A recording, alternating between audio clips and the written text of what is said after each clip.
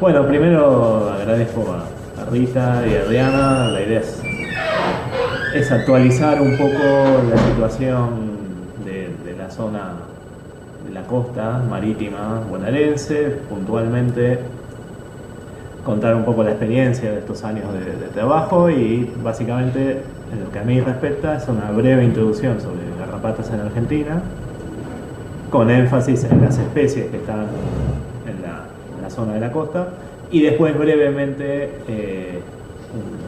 una parte agregada que tiene que ver con los patógenos transmitidos por garrapatas, animales de compañía, siempre con énfasis en la zona de estudio.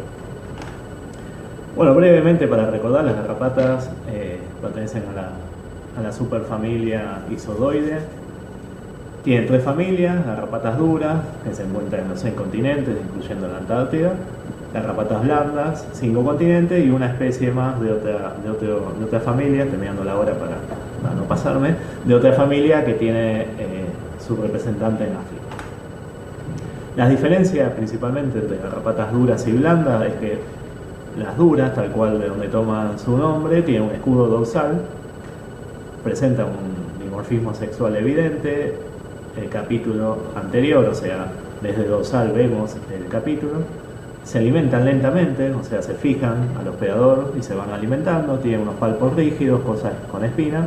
Y lo otro importante es que se alimentan, como dijimos, una sola vez en cada estadio de su vida.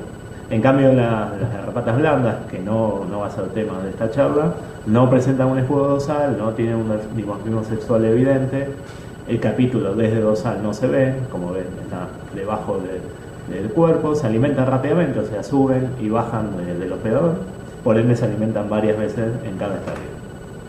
Ya enfocándonos en lo que es garrapatas duras, básicamente son parásitos de vertebrados, excepto los peces, mamíferos, aves, reptiles y anfibios. Hay una foto de una garrapata, quizás la más conocida, que es la garrapata marrón común del perro, donde vemos más o menos los tamaños, generalmente como para poner en evidencia: huevos, larvas, ninfa, son de tamaño muy pequeño; los adultos son los más fácilmente visibles. Y el ciclo básicamente, hay un micrófono abierto haciendo acople.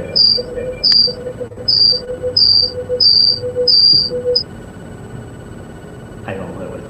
Bueno, y el ciclo básicamente es de huevos, larvas, ninfa y adultos. Lo que puse ahí en este gráfico, la presencia de distintos hospedadores, o sea, sacar el concepto habitual de, insisto, con la garrapata del perro, ¿no?, que lo tenemos muy asociado al perro, sino que otras especies tienen mayor diversidad de hospedadores habituales. Volviendo con lo mismo, hay una ausencia de especificidad estricta por el hospedador. Obviamente depende de la especie. En muchos casos, en realidad, la especificidad sobre el hospedador tiene que ver con familias, subórdenes, por ejemplo, roedores. Suele haber una diferencia de especificidad entre los estadios adultos, machos y hembras, con los inmaduros, larvas y ninfas, o sea, que van a parasitar distintas especies de hospedadores. También tiene una plasticidad adaptativa que le permite alimentarse sobre distintas especies de hospedadores. Por ejemplo, cuando falta su hospedador natural, se pueden llegar a adaptar, especialmente animales domésticos que el ser humano propicia con una mayor carga de los animales silvestres, o sea, mayor cantidad por superficie. Lo que sí tiene es una especificidad ecológica. Eso va a ser fundamental en cuanto a las zonas donde se va a poder transmitir un determinado patógeno por estas especies de garrapata. Y todos estos puntos van a tener una implicancia epidemiológica. No es lo mismo una garrapata que va a parasitar distintas especies de hospedadores que una que solo va a parasitar una especie. No es lo mismo una garrapata que se adapta a, por ejemplo, ambientes urbanos, como puede ser el ricicefalo sanguíneo, a una especie de garrapata que necesita condiciones muy puntuales o especies muy puntuales de animales silvestres para completar su ciclo. En Argentina hay numerosas especies. La mayor cantidad son del género Andlioma, como pasa en todo lo que es más de Latinoamérica, con 23 especies. Después tenemos una especie de Dermacento, Hermaphysalis, Ixodes y 3 especies de Ruticéfalo. De todas estas, como ven, una gran cantidad de especies han sido halladas parasitando a humanos.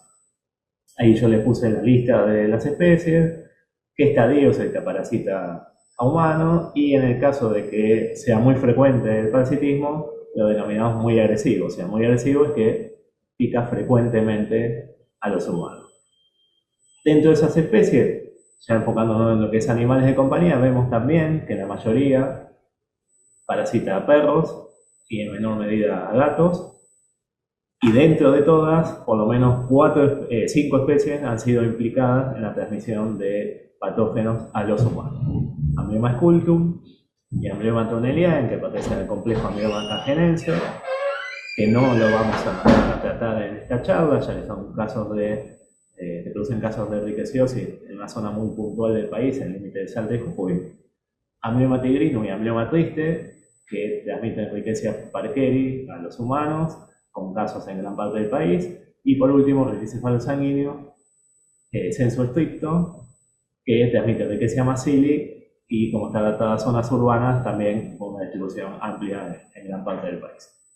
Bueno, los efectos de las picaduras, básicamente, a nivel local, inflamación, lo básico, puede haber una infección secundaria.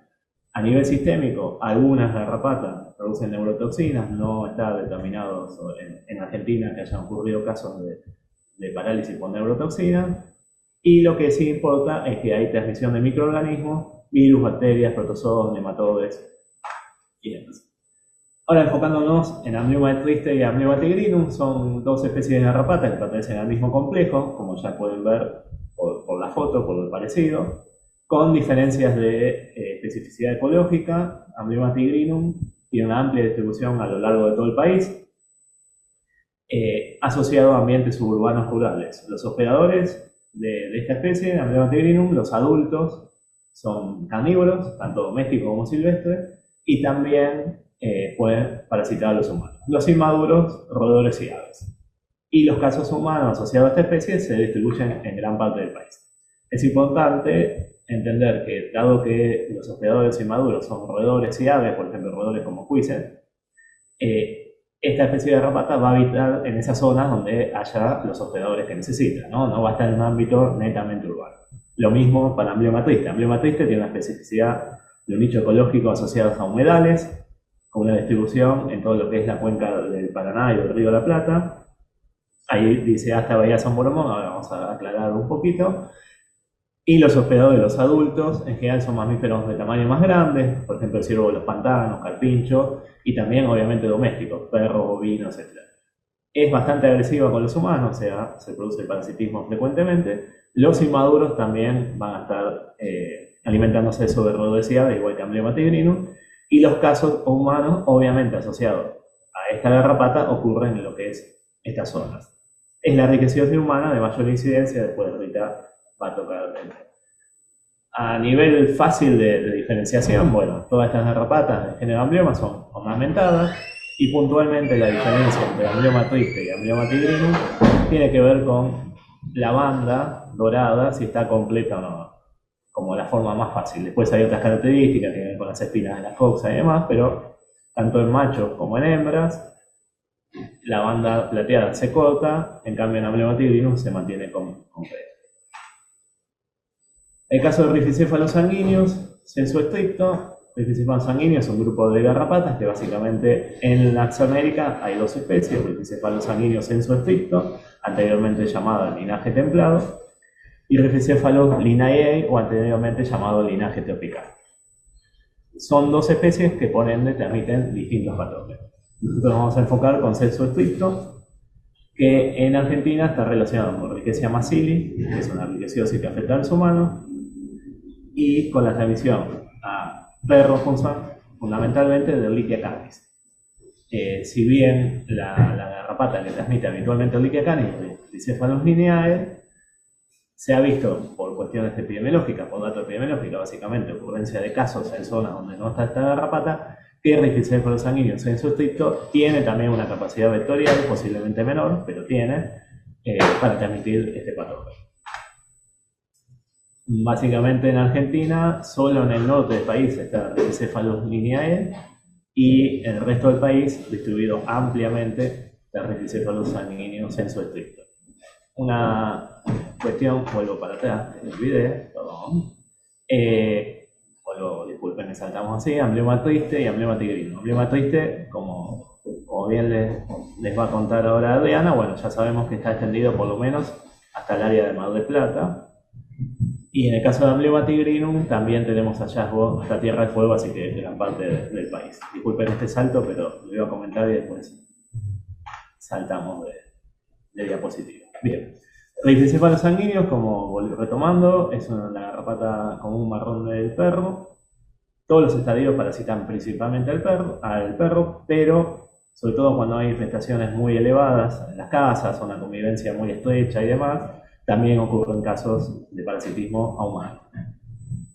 Es la garrapata más habitualmente, cuando uno piensa en garrapatas, es la que habitualmente se piensa. Puede haber elevadas parasitaciones que dependerán de muchos factores que tienen que ver con, obviamente, el uso antiparasitario o no, pero más allá de eso, con las condiciones de vida, hábitos de peridomiciliarios del animal. Está más asociado, obviamente, a zonas urbanas, suburbanas. Ya en lo rural no se encuentra tan habitualmente. Como dijimos, dos patógenos principales relativos a lo que es la patología en perros, liquiosis monocítica canina y leucocitopenia cíclica infecciosa canina. Al día de hoy se puede decir que de ambos hay hallazgos y casos en perros en todo el país. En el caso presenta una distribución, en realidad en los últimos 10 años se puede decir que ha sido una enfermedad bastante emergente. Queda a estudiar un poco más las cuestiones de por qué ocurrió de repente esta emergencia, si es con una cepa puntual, más que nada en Ehrlichia canis, ¿no? Si es una cepa puntual, si ha habido una adaptación, alguna cuestión, que no lo tenemos tan claro, pero la realidad es que en los últimos 10 años se ha empezado a detectar muchos más casos en todo el país. Y obviamente, como está asociada al rickecephalos sanguíneo, el rickecephalos sanguíneo tiene un comportamiento de presencia más que nada en épocas estivales, esta enfermedad va a estar obviamente netamente asociada a épocas donde está el vector que es el rickecephalos sanguíneo. Muy brevemente, la liquiosis monocítica canina es una enfermedad que podemos usar en forma aguda o crónica. Generalmente hay una fase aguda inicial con signos no específicos, que incluye hasta presencia de epistasia, equimosis, petequias y demás.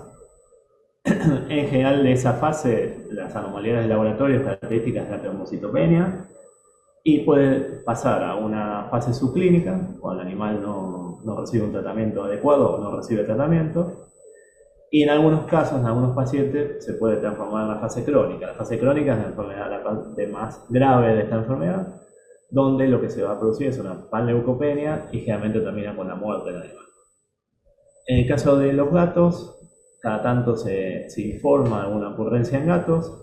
No se sabe bien cuál es el rol de los animales y cuál es realmente el grado de afección que tiene. Respecto al diagnóstico, muy brevemente, hay que tener en cuenta que las técnicas serológicas, generalmente las cualitativas, que son las que están disponibles en nuestro medio, son de utilidad en la clínica, pero tienen que ponerse en consideración relativo a los signos clínicos y análisis de laboratorio como trombocitopenia. ¿Por qué? Porque solo nos están dando una respuesta de anticuerpos y el animal puede estar expuesto y no estar realmente en ese momento infectado. Entonces sirve como orientación al diagnóstico. Hay que ponerlo en contexto de la clínica. En el caso de la PCR, la ventaja es que es confirmatoria. Obviamente un resultado negativo no lo descarta. Por ejemplo, en infecciones crónicas no va a aparecer o va a aparecer menos Ehrlichia canis en sangre. Con lo cual también hay que tener en cuenta y poner en consideración el resultado con la clínica. En general, esta patología con el tratamiento apropiado en la fase aguda remite bastante bien, el paciente mejora clínicamente. Entonces, si nosotros tenemos estos indicadores de diagnóstico y hacemos el tratamiento y el paciente no mejora, también está bueno pensar o reconsiderar el diagnóstico, sobre todo con el uso de la serología, que generalmente ocurre una positividad por una técnica cualitativa, pero muchas veces simplemente una positividad de base. Y por último, como para cerrar, la cuestión de Ehrlichia canis y Anaplasma platis como agente zoonótico. Si uno busca en la bibliografía, hay distintas publicaciones donde encuentran Anaplasma platis, por ejemplo, en un veterinario con signos compatibles, a veces hallazgos casuales, después también Ehrlichia canis en algún humano y demás, incluso en un estudio hecho sobre sangre de un banco de donación de sangre humana, también se ha publicado el primer caso de infección y demás. Cuando uno lee en detalle, en realidad hay dos cuestiones básicas. Por un lado, que los probables hallazgos humanos, ¿no? Una cosa es detectar ADN de una bacteria y otra cosa es poder linkear que esa bacteria está produciendo la signología, ¿no? Pero bueno, los probables hallazgos en humanos no superan los 20 casos en los casi 30 años donde hay publicaciones. En cambio, en perros hay decenas de miles de casos. Y por otra parte, de la gran mayoría de los reportes, bueno, como dijimos, ¿no? La asociación con la enfermedad humana, si la gente realmente está viable o simplemente es ADN, y después la mejor caracterización molecular, porque puede estar la posibilidad de que no sea literalmente el Ehrlichia canis o Anaplasma platis, sino un agente cercano. De todas formas, la conclusión es que si el potencial zoonótico es muy bajo, principalmente por la casuística, ¿no? La comparación de casuística entre humanos y animales. Así que tener mucho cuidado en el manejo de los términos que a veces se dice, bueno, Ehrlichia zoonosis y demás, porque bueno, Ehrlichia canis, Anaplasma platis, está muy presente en la población de perros. Sin embargo, las probabilidades de patogenicidad en humanos son muy, muy bajas, con lo cual hay que explicarle esto muy bien a los tenedores responsables de los animales enfermos. Por último, para cerrar, nosotros en el laboratorio de Instituto Pasteur nos enfocamos obviamente en la parte de zoonosis, la parte animal, y puntualmente lo que es patógenos transmitidos por vectores, trabajamos obviamente en la identificación de garrapatas y otros artrópodos de interés sanitario, y tenemos disponibilidad de diagnóstico molecular por PCR, tanto desde de animales, mamíferos, aves, etcétera, hasta también de los mismos artrópodos, de Ricketts, Ehrlichia, Anaplasma, Borrelia, Bartonella, Leishmania, etcétera. Ahí en la página está un poco la disponibilidad diagnóstica, también tienen el mail, actualmente en el laboratorio, puntualmente en ese laboratorio está Nazarena de Salvo, yo estoy dirigiendo todo el laboratorio. Bueno, ahí tienen los teléfonos de contacto y también les dejo el Instagram donde publicamos algunas cuestiones de todo el laboratorio en general.